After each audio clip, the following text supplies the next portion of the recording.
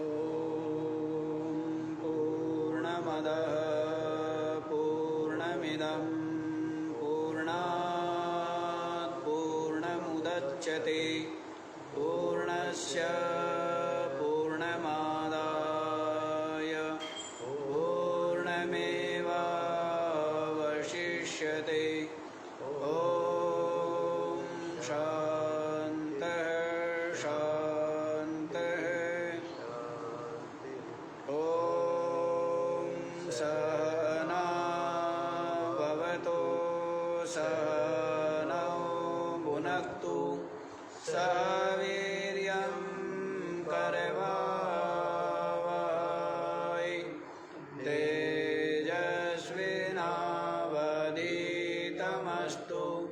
मा विद्विषावहै। ॐ शान्तः शान्तः शान्तिः।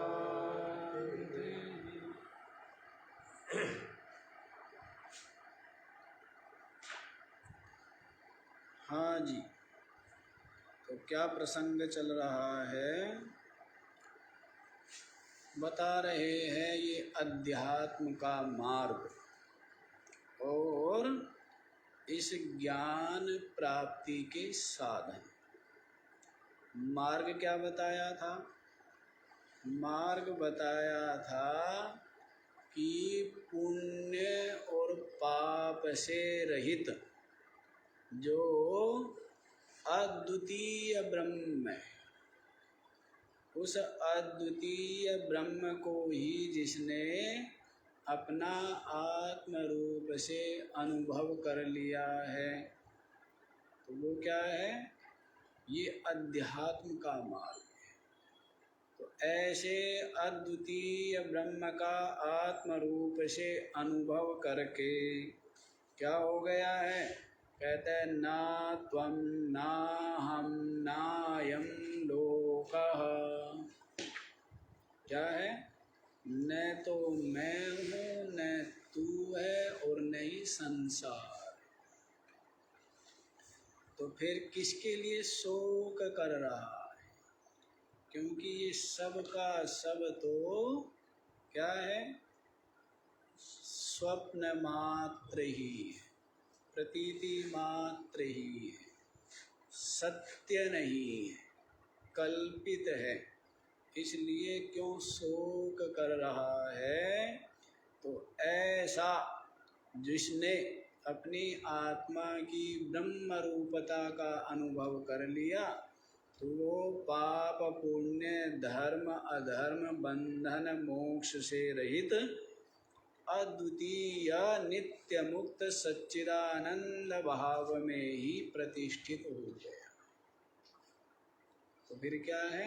निरंतर ही मुक्त है, निरंतर ही मुक्त ही है, बंधन नहीं है। तो ये तो बताया है क्या? ये तो बताया है अध्यात्म मार्ग का सिद्धांत। अब साधन क्या है? तो साधन तो निरंतर चल ही रहे हैं, विवेक और वैराग्य। विवेक और वैराग्य क्या है? साधन है। तो यहाँ पर श्लोक में बताया था कि एक तो ऊपर वाले श्लोक में क्या बताया था? तो ये दिखा दिया कि संसार और संसार के परिवार वाले, उनकी वास्तविकता बताई। क्या बताई?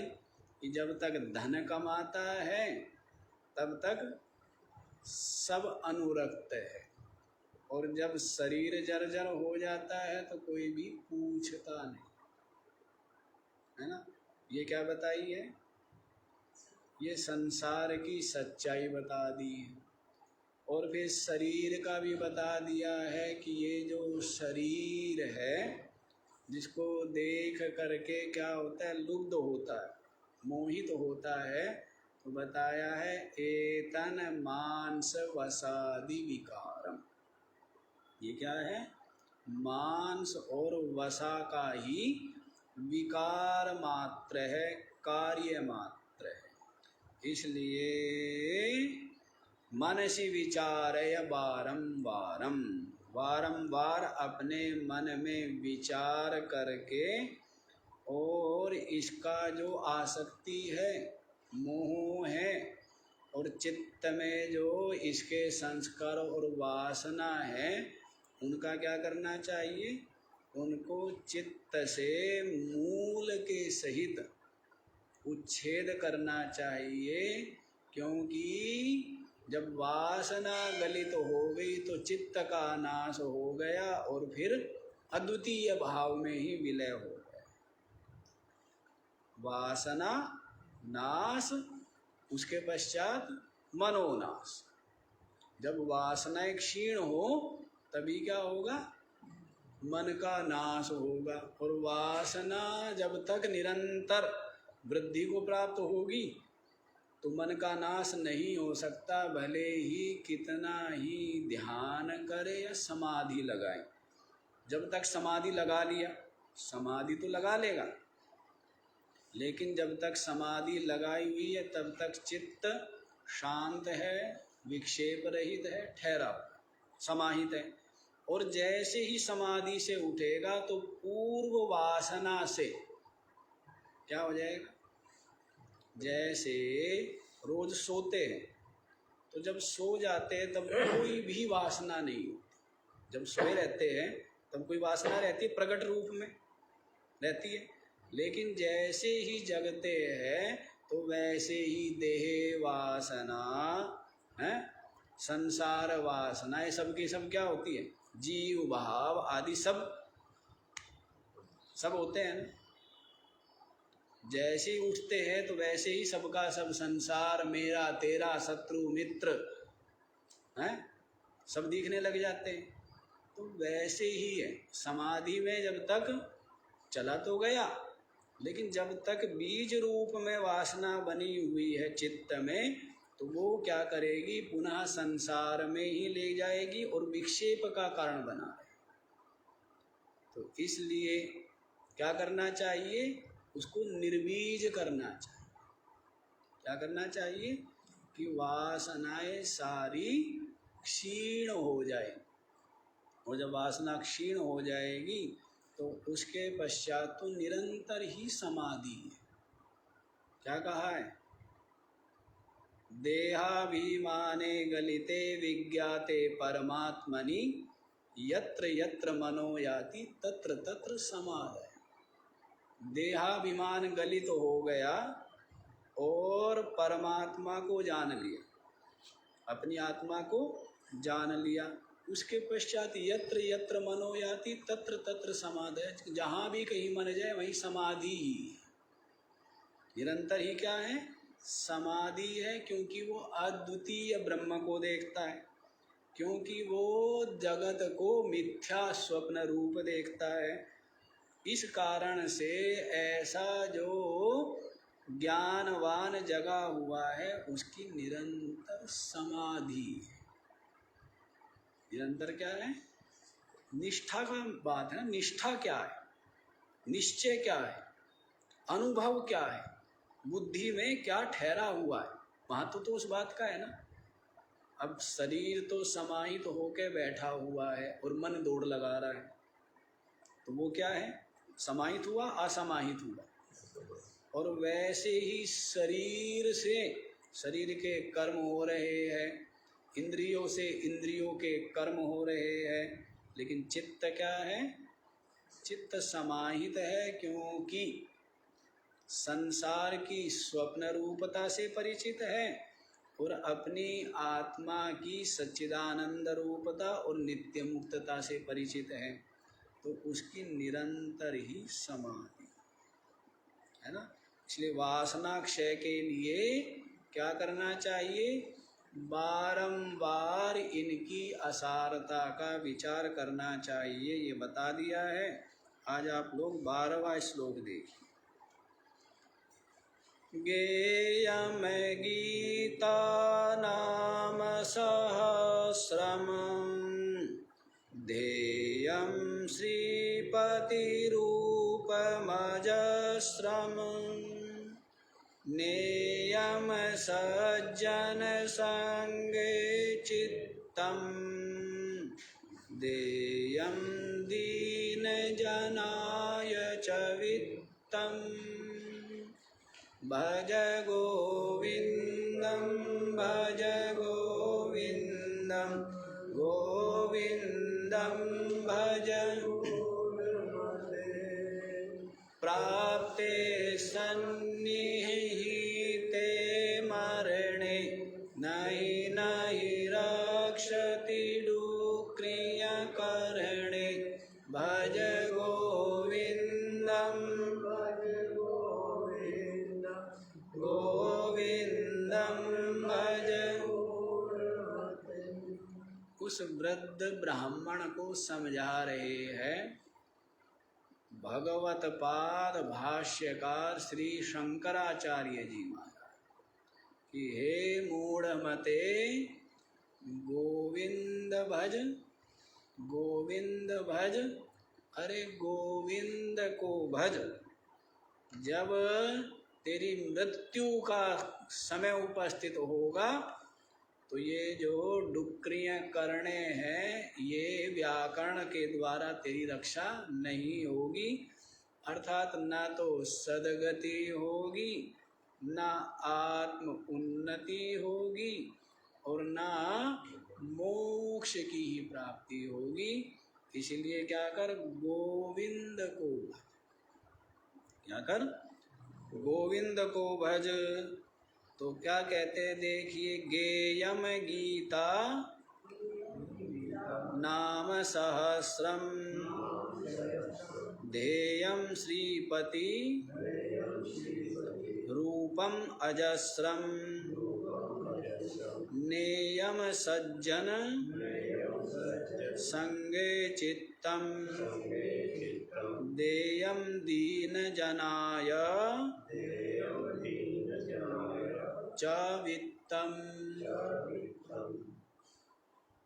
वैसे तो आवाज़ आती रहती है लेकिन जब तब आवाज़ बिल्कुल नहीं आनी। दूसरी पीछे बैठती है माई है उसकी तो आ जाती है, और यहाँ आगे बैठ जाते और आवाज़ बिल्कुल भी नहीं। वैसे साथ साथ बोलेंगे। गेयम गीता नाम सहस्र। गेयम माने गाना चाहिए। क्या करना चाहिए, गाना चाहिए। क्या गाना चाहिए, गीत गाना चाहिए। क्या गाना चाहिए, गीत। गीत क्या है, गीता।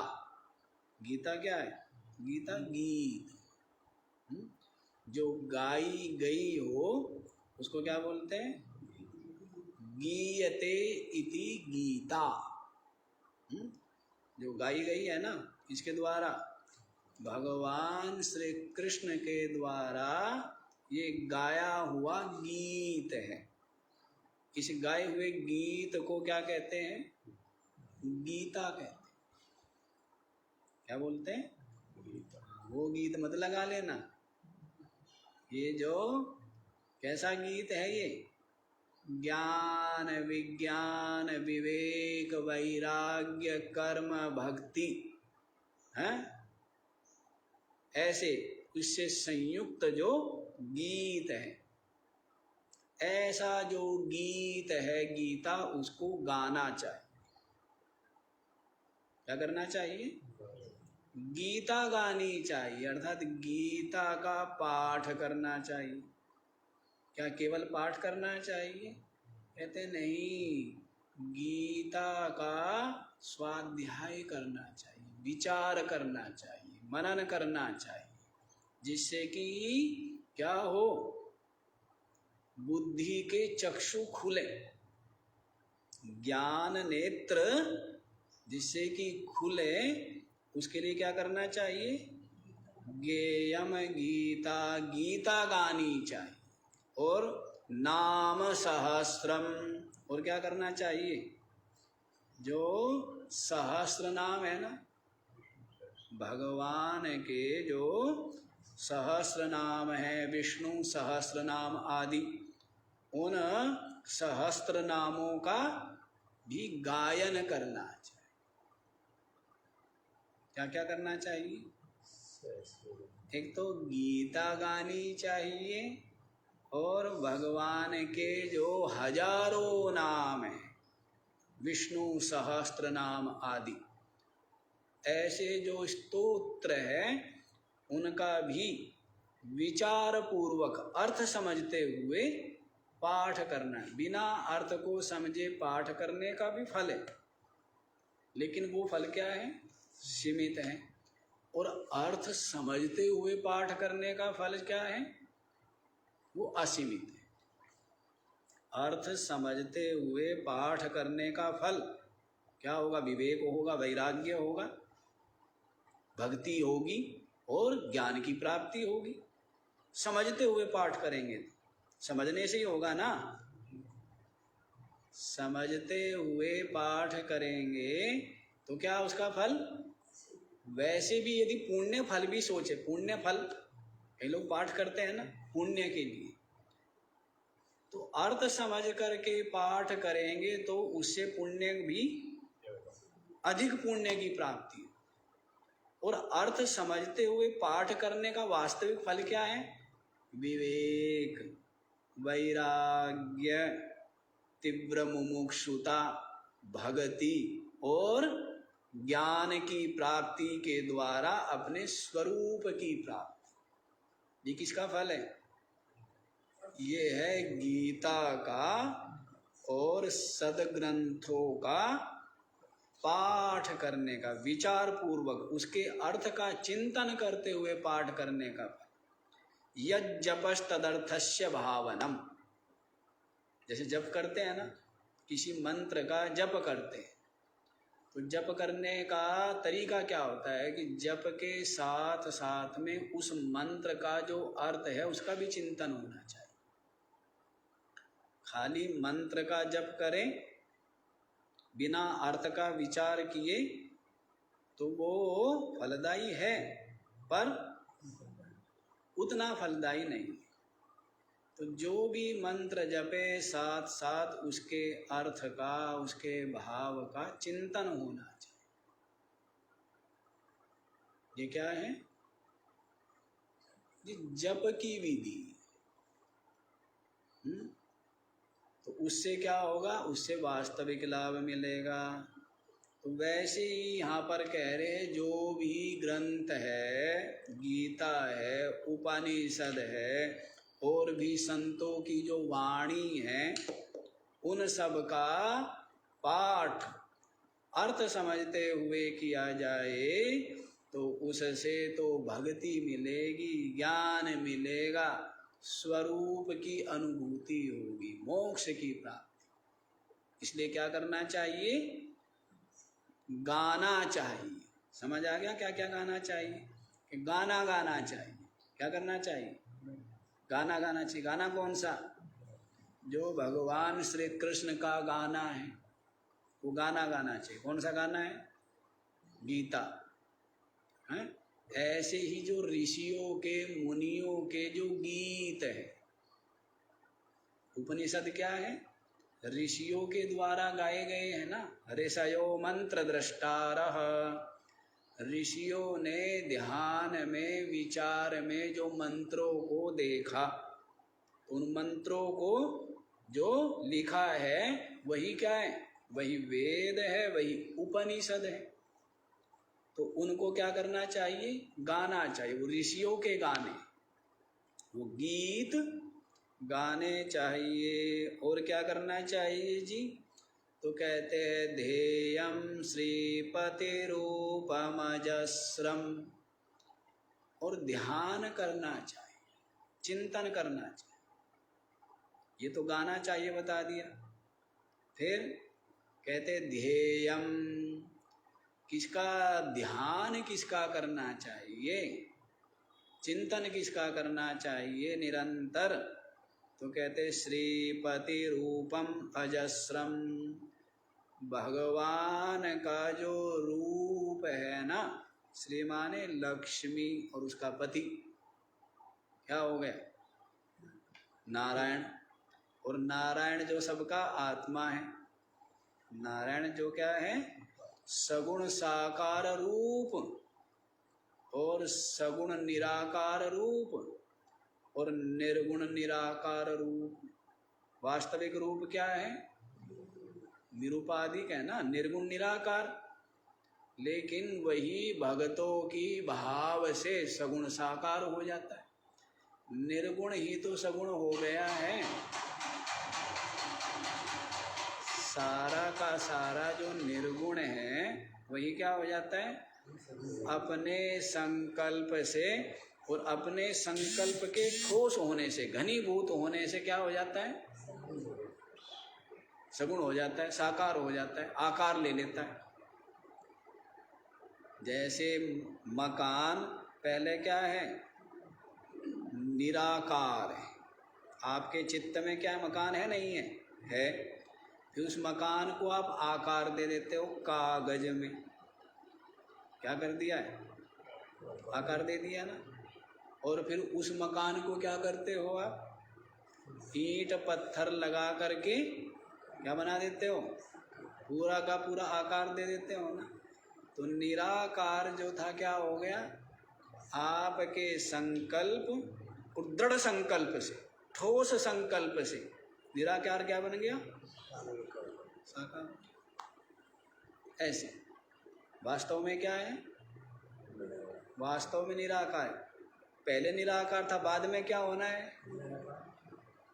बाद में क्या होना है उसको? है? निराकार के में ही टिका हुआ है ना। टिका हुआ किसमें है?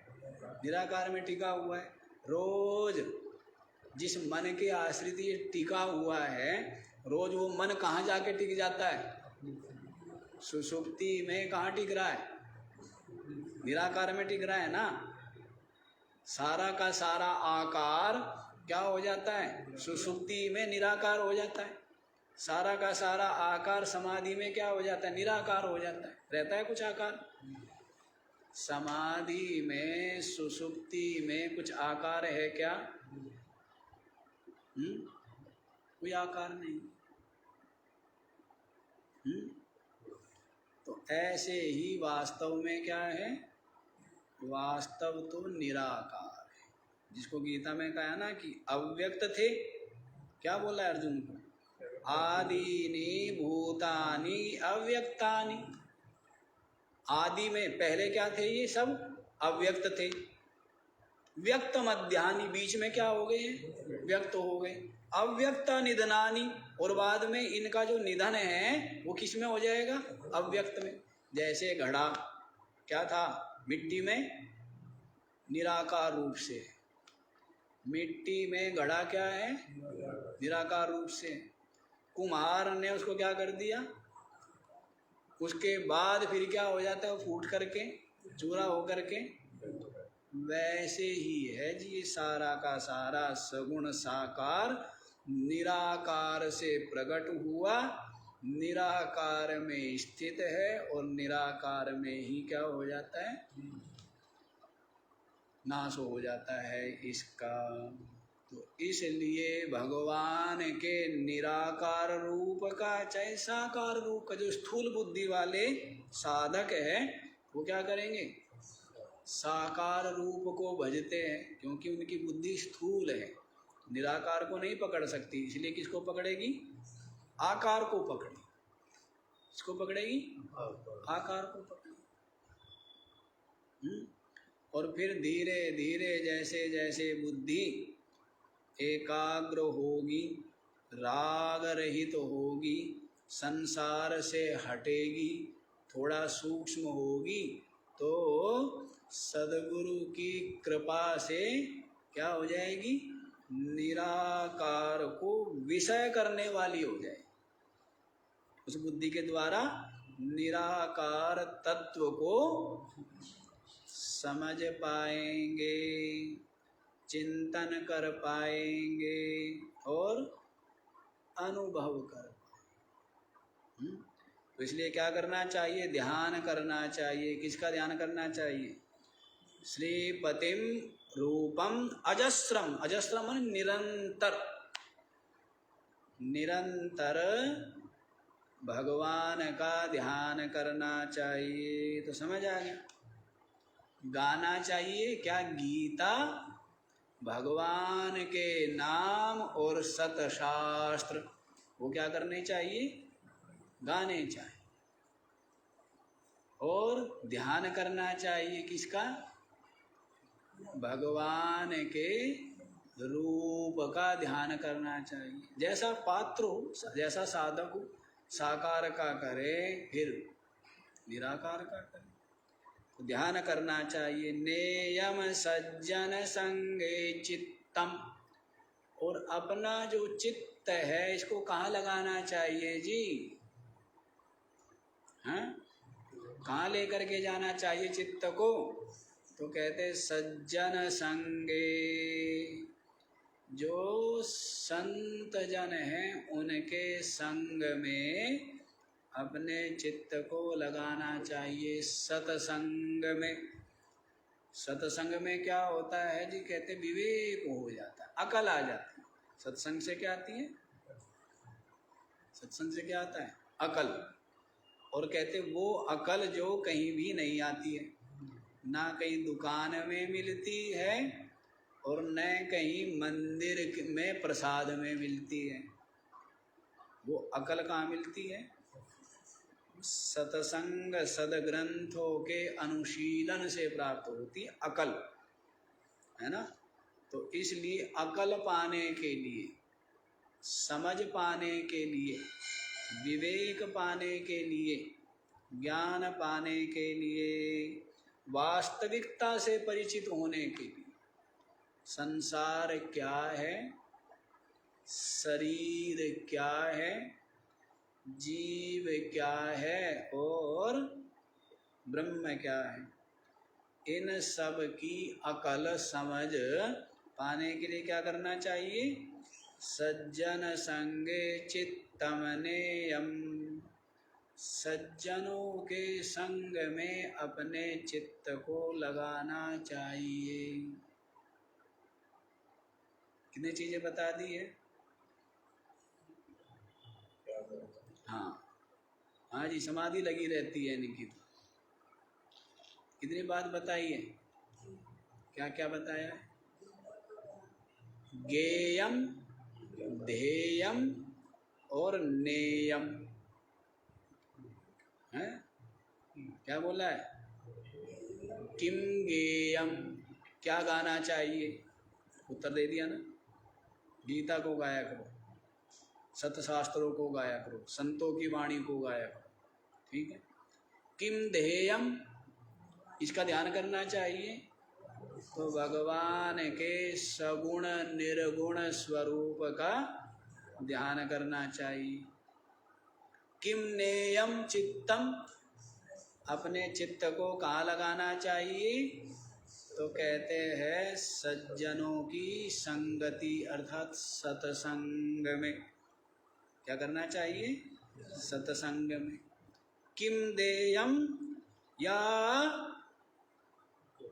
हाँ किम देयम या क्वा देयम, देना चाहिए, कहाँ देना चाहिए, तो कहते हैं देयम देन जनाय च वित्तम, जो लोग बेचारे अभाव में, जो लोग भूखे हैं, प्यासे हैं, रोगी है, सर्दी आदि में ठिठुर रहे हैं, तो उनको क्या करना चाहिए, उनको धन देना चाहिए।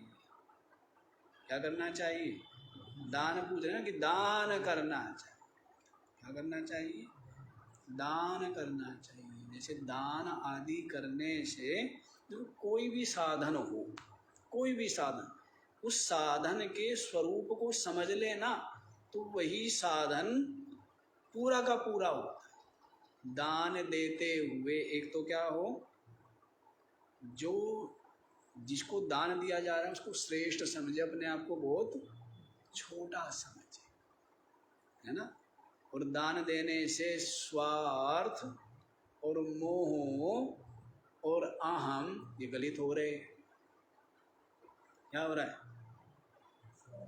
स्वार्थी दान कर पाएगा, मोहग्रस्त दान कर पाएगा, लोभी दान कर पाएगा, है जी, कर पाएगा क्या, नहीं कर पाएगा। यदि एक भी चीज को समझ लेना जैसे दान के ही स्वरूप को समझो, यज्ञ के स्वरूप को समझो, त्याग के स्वरूप, किसी के भी स्वरूप को आप समझो तो वो साधन बन जाता है। और बिना समझे करने से, अभी आपको बताया, फल तो प्राप्त होता है, लेकिन जितना शीघ्र मिलना चाहिए और जितना मिलना चाहिए उतना नहीं मिलता। बिना समझे करने से क्या होगा?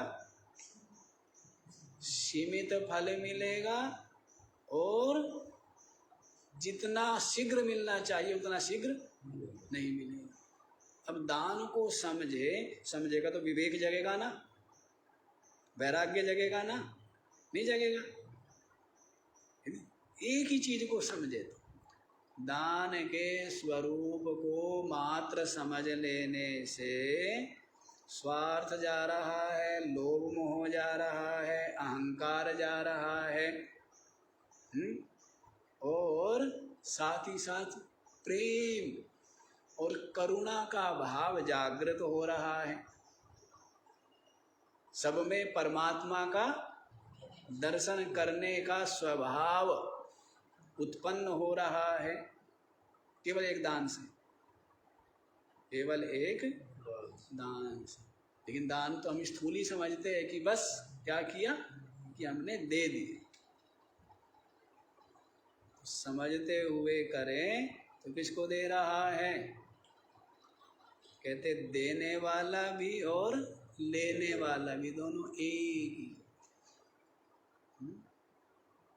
तो किसी प्रकार का इसमें अहंकार आएगा क्या? मैं तो केवल निमित्त बन गया हूँ, कुछ ऐसा भगवान की कृपा कहो या पुण्य प्रारब्ध कहो, जिससे कि जो लेने देने का नाटक है उस नाटक में मैं क्या बन गया हूँ? देने वाला बन गया, देने में निमित्त बन गया हूँ। देने में क्या होती है? प्रसन्नता, और लेने में प्रसन्नता होती है।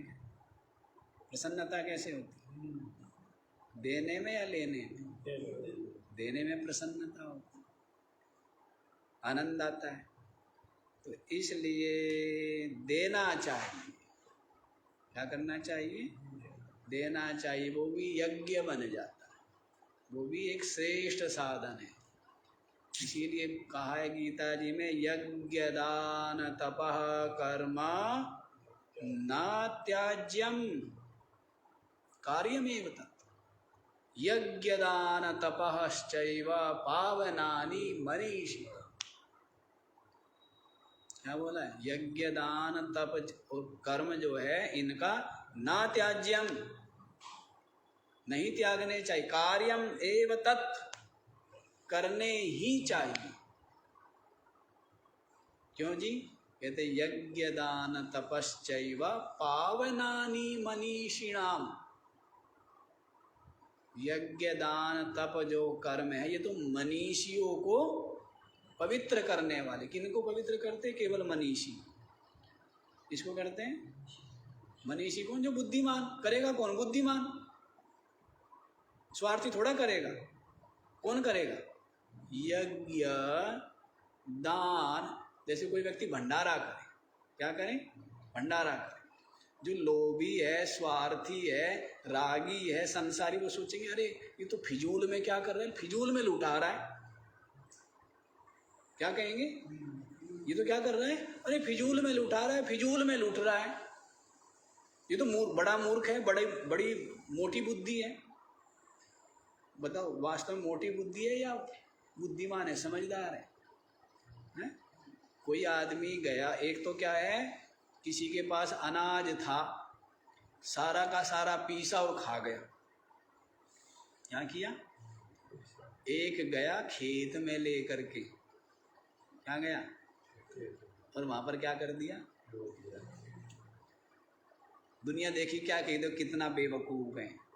समझदार कौन है? चाकी में पीसा और कौन बुद्धिमान है?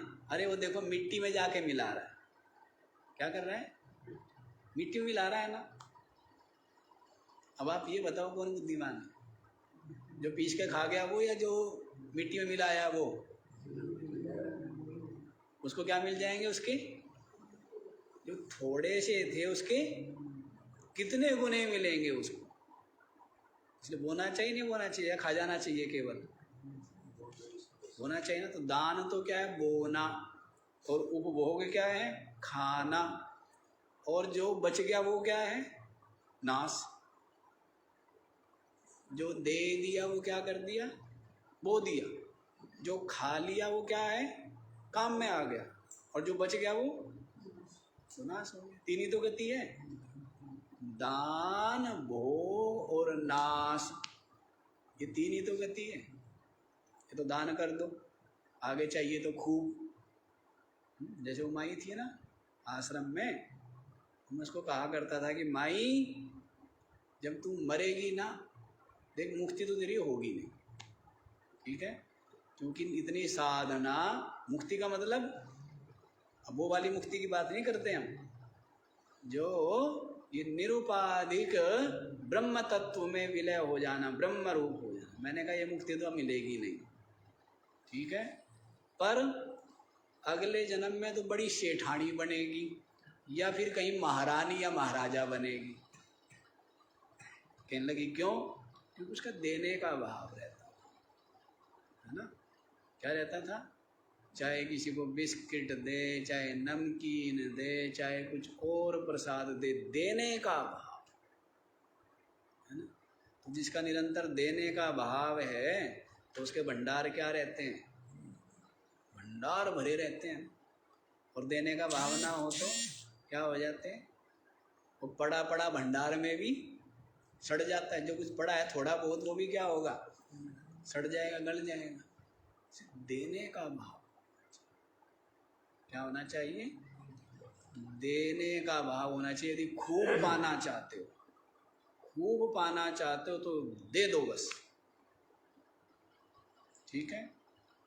तो इसलिए देना चाहिए। तो देगा कौन? मनीषी देगा, बुद्धिमान देगा। स्वार्थी, लोभी, मोही, मंदबुद्धि, मूढ़मति। तो भंडारा जो कर रहा है तो क्या समझेंगे लोग? तो मूर्ख है। और मूर्ख है या बुद्धिमान है, बताओ? अच्छा ये बताओ, भंडारा खाने वाला बुद्धिमान और या भंडारा खिलाने वाला बुद्धिमान? अच्छा, बनाने वाला बुद्धिमान या खिलाने वाला बुद्धिमान है? एक तो जो है बना रहा है, पसीने पसीने हो रहा है, मेहनत कर रहा है, वो क्या है? वो कहेंगे बताओ इसको खाने को तो मिला नहीं। बढ़िया कौन है? भाग्यशाली कौन है? जी वो सारा माल ताल खा गया, वो भाग्यशाली। भाग्यशाली कौन है? करने वाला, देने वाला या खाने वाला है? जो करने वाला है, देने वाला है, वो क्या है? वो बुद्धिमान है। और खाने वाला बुद्धिमान नहीं है। लेकिन दुनिया में क्या समझेंगे? दुनिया में क्या समझेंगे? कि हमने फ्री में खा लिया या हमें फ्री में मिल गया, तो उसको क्या समझेंगे? बुद्धिमानी। क्या समझते हैं? वो तो बहुत बड़ा घाटा हो गया। अपने ऊपर एक क्या आ गया? कर्जा आ गया। अब देना पड़ेगा, पता नहीं कब दे, कैसे दे, कहाँ दिया जाए, देना पड़ेगा ना। कर्जा हो गया, इसलिए कर्जा नहीं करना अपने ऊपर।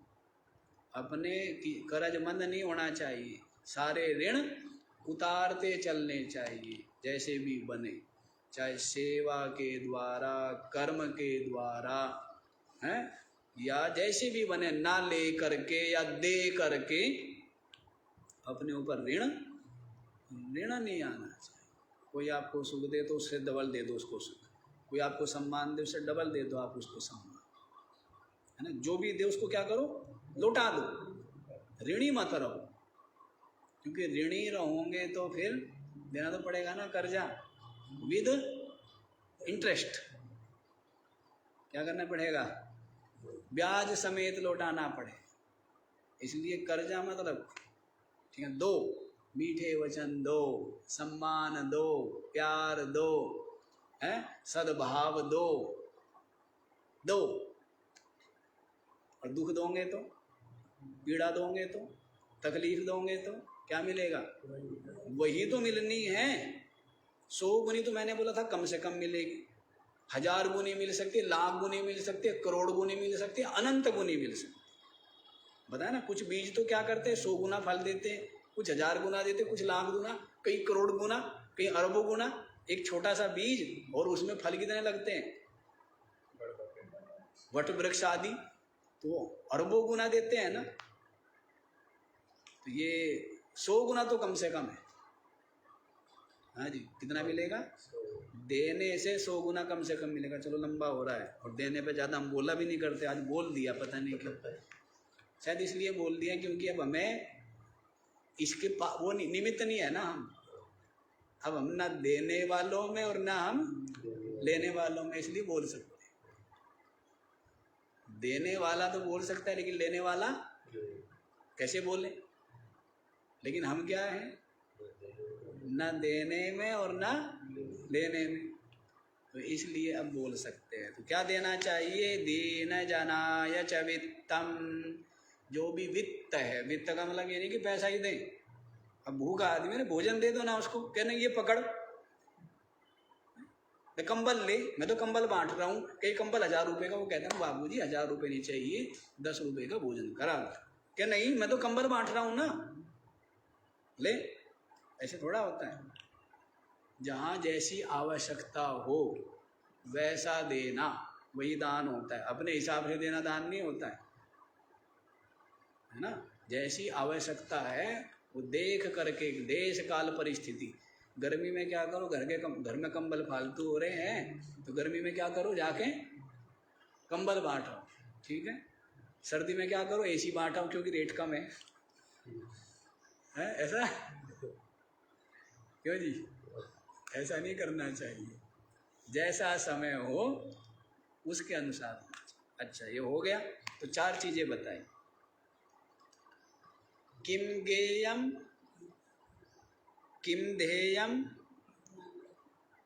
क्वा चित्तम नेयम, और कस्मै देयम, ठीक है। और किम देयम, कस्मै देयम दीन जनाय, किम देयम वित्तम। तो 4 चीजें बता दी। गाना चाहिए गीता को, उपनिषद को, सदग्रंथ। ध्यान करना चाहिए भगवान के विभिन्न स्वरूपों, ठीक है। और अपने चित्त को लगाना चाहिए, लेके जाना चाहिए कहाँ? सत्संग में। और क्या देना चाहिए और किनको देना चाहिए? तो कहते धन जैसी जैसी आवश्यकता हो, और जिनको आवश्यकता है उनको देना चाहिए, जिससे कि क्या हो, वो सत्कर्म में लगे, परोपकार, सेवा आदि में देना चाहिए। अच्छा जी, हो गया या और चलें? तो आगे बढ़ो। 13वां श्लोक देखिए। भगवद गीता किंचिदधीता गंगा जललव कणिका पीता येन कारिमुरारे अर्चा तस्य यमः किं कुरुते चर्चां भज गोविंदम। बोल दो जी, बोल दो।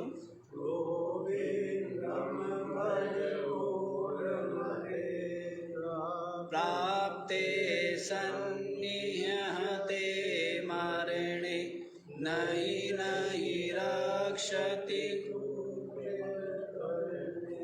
भज गोविंदम भज गोविंदम गोविंदम भज गोविंदम। हे मूढ़मते क्या कर?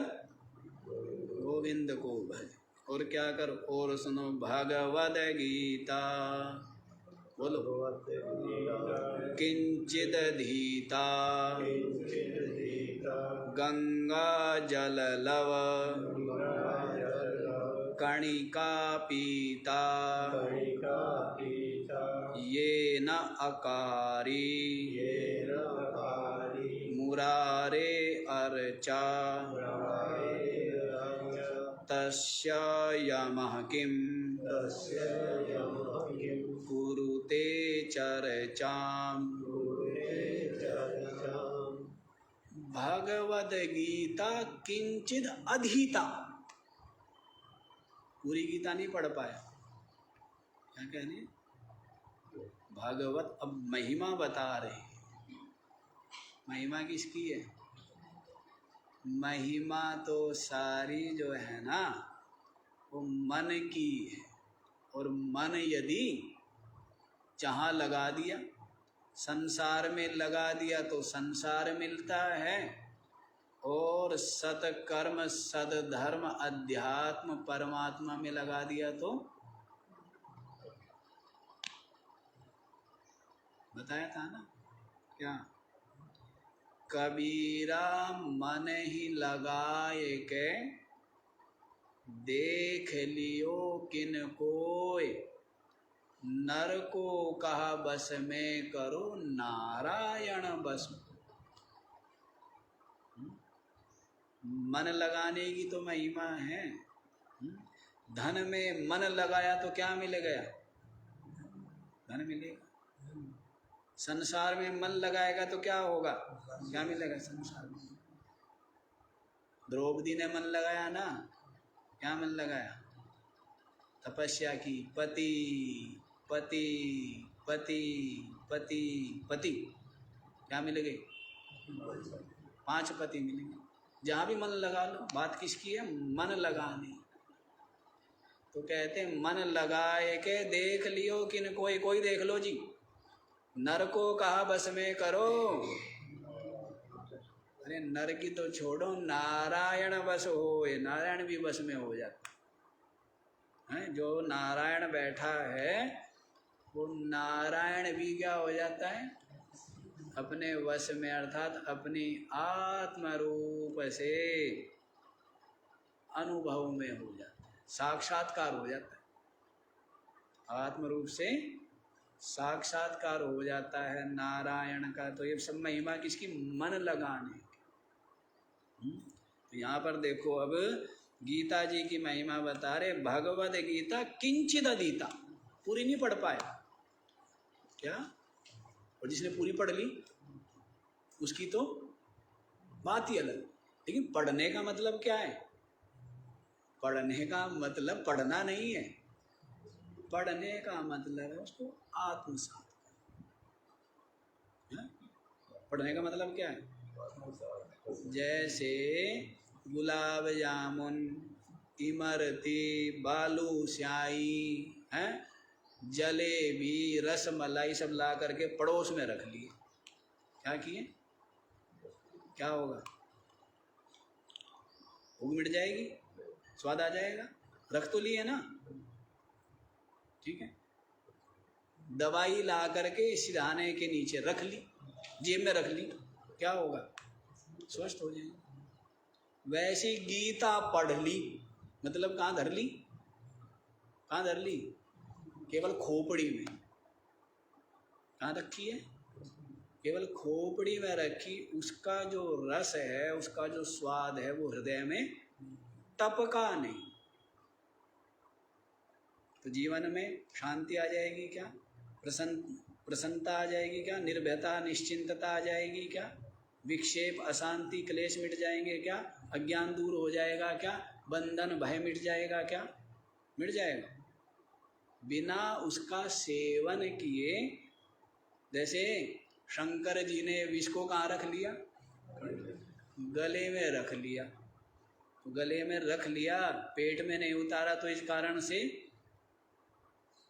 कोई हानि नहीं हुई ना। और पेट में उतार लेते तो हानि होएगी ना, हैं? तो वैसे ही आपने खाली क्या कर लिया? खोपड़ी में रख लिया, और वो पेट में नहीं उतारा, माने हृदय में नहीं उतारा, जीवन में नहीं उतारा। तो उससे क्या होगा? शांति आएगी, निश्चिंतता आएगी, विक्षेप मिटेंगे, क्लेश मिटेंगे, बंधन कितने कितने बार बताऊं, मिटेंगे क्या? इसलिए भगवद गीता किंचित धीता का मतलब है उसको क्या कर लिया है? आत्मसात कर। भगवद गीता में जो ज्ञान रूपी अमृत है, उस अमृत का पान किया, सत्संग का पान किया, इसीलिए उसके मुख पर क्या दिखती है? क्या दिखती है? शांति और निश्चिंतता के दर्शन। और जिसने पिया नहीं है, पता ये भूखा है या छका है पता लग जाता है ना चेहरा देख के। क्या पता लग जाता? चेहरा देख के पता लगता है कि भाई खूब बढ़िया माल ताल खा के आया है, और भूखा है तो नहीं तो पता लगता है। तो वैसे ही पता लगता है कि संसार का विष पिया हुआ है या ज्ञान भक्ति का अमृत पिया हुआ है, पता लगता है ना? नहीं पता लगता है। ज्ञान भक्ति का अमृत पिया है तो शांति परिलक्षित होगी, और संसार का केवल विष पिया हुआ है तो क्या दिखेगी? उदासी, निराशा, भय, चिंता, वे दिखती है ना? क्या दिख रही है? पता लग जाए क्या पिया हूँ, नहीं क्या पिया है। तो चलो यहीं पर देखो, भगवद गीता किंचित अधीता, थोड़ी सी भी पढ़ी है ना गीता जी, पूरी नहीं पढ़ी, लेकिन गंगा जल लव कणिका पीता, गंगा जी का जो थोड़ा सा लव, उसका भी जो कण उतना ही पिया है। गंगा जल का पान क्या किया है? गंगा के तट पर निवास करते हैं आप, क्या कर रहे हैं? कहते राम तेरी गंगा मैली हो गई, ये गाना है क्या? बता देना मेरे को। अच्छा गाना है? अच्छा अच्छा गाना है, उसको ध्यान आया। पापियों के पाप धोते धोते, तो गंगा के लिए तो होगा ये है, तो फिर तो ठीक है कि गंगा मैली हो। ये जैसे गंगा, कितने नाले, सारे शहरों के नाले, सारी गंदगियाँ, सारा जितना भी सब किस में डाल रहे हैं? गंगा जी में डाल रहे हैं। जबकि नहीं तो गंगा जी क्या है, बताया था ना आपको। बीरबल से पूछा अकबर ने, जल किसका श्रेष्ठ है? किसका जल श्रेष्ठ है? तो क्या बोले? कहते यमुना जी का जल श्रेष्ठ। किसका जल श्रेष्ठ है? यमुना जी। तो अकबर कहने लगा गंगा जी। बीरबल कहने लगा महाराज वो जल थोड़े ही है, वो तो अमृत है, वो जल नहीं है। क्या है वो? अमृत है। कैसा जल, बिल्कुल निर्मल, और कैसी जड़ी बूटियाँ औषधियाँ हैं, ऐसा निर्मल जल है, अमृत है ना गंगा जी का जल।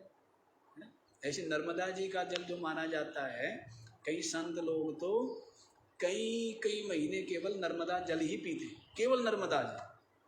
एक संत भी आजकल परिक्रमा कर रहे हैं, तो उनको 8-10 महीने हो गए शायद, इससे भी ज़्यादा हो गए, केवल क्या पी रहे हैं? इसके अलावा ना कोई फल, ना कोई सब्जी, ना कोई दूध, ना कुछ भी नहीं, केवल नर्मदा जी का जल। वो जल है भी वास्तव में इस तरह का, हमने भी पिया, हम भी रहे 10-11 दिन। नर्मदा का जो जल है ना, वो थोड़ा सा भारी जल है, इस तरह का जल है कि हाँ उसको पी करके लगता है कि दूध पी लिया, इस तरह का जल है नर्मदा का जल। तो कई संत तो महीनों महीनों रहते, पर इतने दिन नहीं रहता कोई, 8 महीने हो गए या शायद वर्ष हो गए, और निरंतर चल रहे हैं, निरंतर केवल नर्मदा जी का जल और कुछ नहीं। ऐसा है, अलग अलग जल है, अलग अलग महिमा है ना नदियों की। हाँ, ये तो क्या है, जीवनदायिनी है, प्राणदायिनी है, इसे देवी रूप में इनकी पूजा करते हैं। वो बात अलग है कि सारी सामग्री जो भी कुछ बचता है बाद में उठा करके कूड़ा कचरा,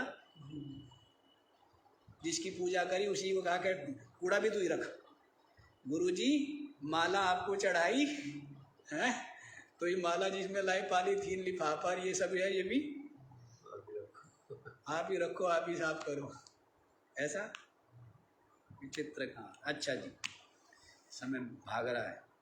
गंगा जल लब कणिका पीता, गंगा जी का जो जल है वो थोड़ा सा भी जल जिसने पिया है, ये नाकारी मुरारे अर्चा, और जिसने क्या की है, मुरारी भगवान की अर्चा की है, पूजा की है, जिसने जिसने क्या की है, भगवान की पूजा की है। तस्य यमः किं कुरुते चर्चाम, यमराज जी उसकी का चर्चा भी करेंगे क्या, चर्चा कर सकते हैं क्या? यमलोक में तो उसकी चर्चा भी नहीं होती है कि भाई इतने धर्मात्मा पवित्रात्मा का नाम मत ले देना, नहीं तो उनके नाम सुन करके जो यहाँ पापी नरक में है वो भी सब क्या हो जाएंगे, पुण्यशाली हो जाएंगे। ऐसा बताते हैं ना, क्या बताते हैं, कहते हैं युधिष्ठिर नरक में गए। कहाँ गए? नरक में। तो पूछा उनसे, कहते धर्मराज जी ने दरबार में पूछा कि हाँ जी, वैसे तो आपने जीवन में धर्म में रहे, सत्य में रहे हैं, और थोड़ा सा आपसे झूठ बोला गया, अधर्म असत्य हुआ, तो इसलिए इस कारण से आपको एक बार क्या है, नरक में जाना पड़ेगा।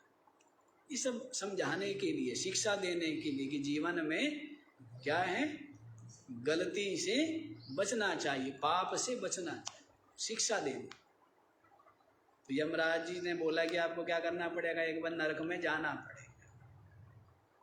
तो वो जो झूठ बोला था, ऐसा कहते हैं कि उनके कारण से उनका अंगूठा भी गल गया था, ऐसा कुछ है, ऐसा भी कुछ सुना था। तो जब वो युधिष्ठिर जब गए नरक में से, उनको जब निकाला गया, तो वहाँ पर जितने लोग थे सबको क्या मिली, शांति सी मिली। तो सब लोगों ने कहा कि जी आप जल्दी जल्दी थोड़ी देर आप ठहर जाओ, आपके ठहरने मात्र से ही, आपके दर्शन मात्र से क्या मिल रही है, तड़प रहे थे, पीड़ा थी, कष्ट दिए जा रहे थे उनको। क्या दिए जा रहे थे?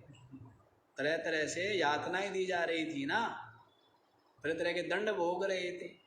लेकिन धर्मात्मा निकला तो उनको क्या मिली, शांति। तो वैसे तो यमलोक में तो धर्मात्मा की चर्चा भी नहीं होगी, चर्चा होगी तो उसके पुण्य से सब क्या हो जाएंगे, उद्धार हो जाएगा, कल्याण हो जाएगा सब। हाँ, तो यही कह रहे हैं कि जिसने ये 3 काम किए, एक तो क्या किया है, थोड़ी सी भी भगवद गीता को पढ़ा है, अर्थात आत्मसात किया है, थोड़ा सा भी गंगा जी का जल का आचमन किया है, और जिसने क्या की है, मुरारी की पूजा की है। तस्य यम किम कुरुते चर्चा, तो जो यमराज जी है वो उसकी चर्चा नहीं कर सकते, अर्थात उसका यम से पाला नहीं पड़ता।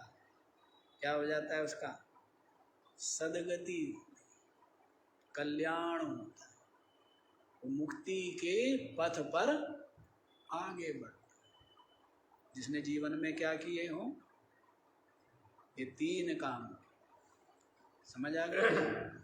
हाँ जी। तो इस प्रकार से हे मूढ़मते, क्या करो, गोविंद को भज, और गोविंद ही तेरी मृत्यु से और मृत्यु के पश्चात कौन रक्षा करेगा, गोविंद का लिया हुआ जो नाम है, किया हुआ जो भजन है, उससे ही तेरा उद्धार होगा।